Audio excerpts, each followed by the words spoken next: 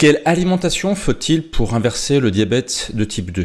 Un chiffre absolument aberrant. Aujourd'hui, presque une personne sur 10 dans le monde est diabétique. En 2019, le diabète a été la cause directe de 1,5 million de décès. Et là, on parle des causes directes de mort du diabète.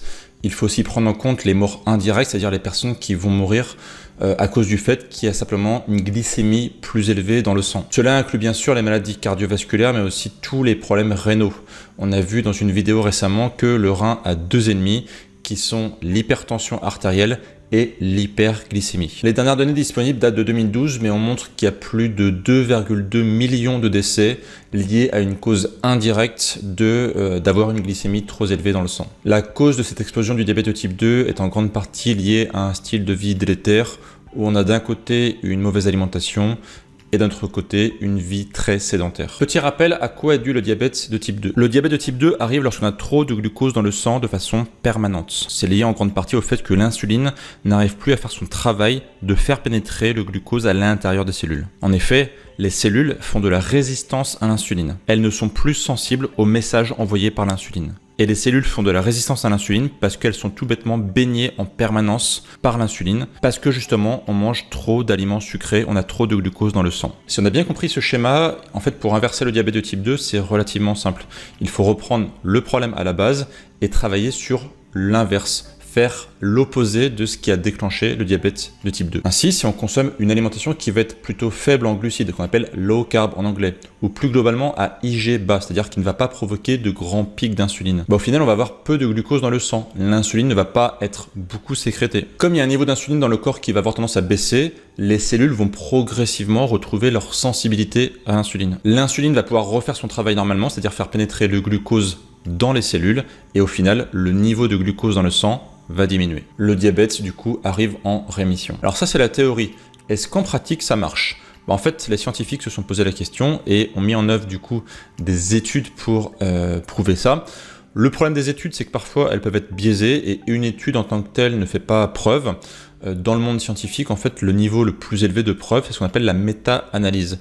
La méta-analyse, c'est on prend plusieurs études qui ont la même finalité, on enlève celles qui sont biaisées ou qui ont des erreurs, on ne conserve que les meilleures et on compare le résultat de ces études. Je vais donc vous présenter ici deux méta-analyses qui ont été publiées à des dates différentes mais dont les références sont dans la description de la vidéo. La première méta-analyse date de janvier 2021 et a comparé 23 études qui arrivent à la conclusion sans appel qu'une alimentation plutôt faible en glucides, low carb en anglais, permet de vaincre le diabète de type 2 en environ 6 mois. La deuxième méta-analyse, encore plus intéressante, a comparé une alimentation de type low carb à une restriction calorique. Autrement dit, on va consommer moins de calories qu'on est censé consommer au quotidien. Qu'est-ce qui marche le mieux, la restriction calorique ou une alimentation faible en glucides pour vaincre le diabète de type 2? Il y avait notamment le cas de cette étude très intéressante où on comparait l'impact d'un régime cétogène illimité en termes de calories. Donc autrement dit, on consommait moins de 50 grammes de glucides par jour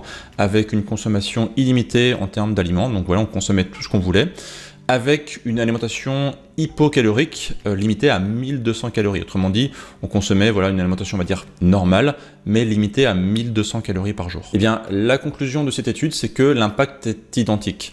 Donc ça, c'est super intéressant. Ça montre encore une fois, comme je l'explique très souvent, que les calories ne sont pas forcément très intéressantes. Ce qui compte, c'est plus l'impact hormonal des aliments plutôt que la consommation calorique. Parce que 1200 calories par jour, c'est vraiment pas beaucoup. Pour rappel, les besoins caloriques d'un homme, c'est en moyenne 2500 calories par jour, et pour une femme, environ 2000 calories. Donc ça veut dire que diminuer quasiment de moitié sa ration calorique journalière, c'est la même chose que de consommer moins de 50 grammes de glucides par jour. D'un point de vue métabolique, ça a le même effet. Et donc si aujourd'hui vous avez du diabète de type 2, cela montre sans aucun problème qu'une consommation d'aliments low carb, c'est-à-dire faible en glucides, va vraiment vous aider à retrouver de la sensibilité à l'insuline et à vaincre le diabète de type 2. La science démontre que officiellement le diabète de type 2 est réversible à condition d'aller vers une alimentation faible en glucides. Alors peut-être que vous demandez, ok, mais concrètement, dans la vie de tous les jours, qu'est-ce que je mange ?